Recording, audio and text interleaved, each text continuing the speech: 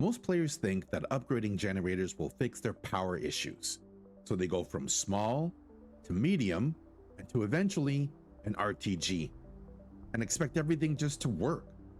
But here's the problem.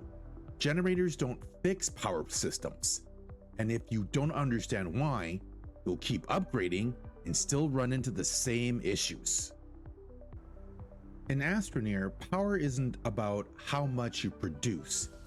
It's about how consistent that production is over time. So some power sources spike, some drop to zero, and some stay completely steady. Your base doesn't fail when you run out of power overall. It fails when your system can't handle the sudden demand in that moment.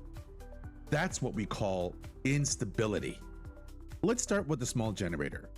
This is one of the first sources you unlock, and it's incredibly easy to use. You feed it organic, and it produces power on demand. But that's where the usefulness kind of ends. It requires constant manual input, and it only runs while fuel is being consumed. And it doesn't respond well to changes in load. So while it works early on, it's not a system. Next up, it's the medium generator, and it feels like a major upgrade.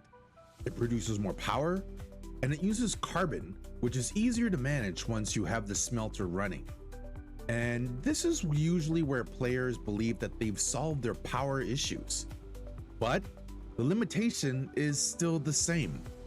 It depends on fuel, which means your power is still tied to a process, not a constant. And if that process slows down or demand increases suddenly, your system can still fail. Next up, the RTG. Now this is completely different. It doesn't require fuel, it doesn't fluctuate, it just produces a constant output. This is the first time your base becomes predictable. No spikes, no drop-offs, no dependency. But even here, there's still something missing. Here's where most systems still break, even with better generators. Players ignore how power is handled. So when the demand increases, when multiple machines turn on at once, everything dips. Generators produce power, but they don't absorb the shock.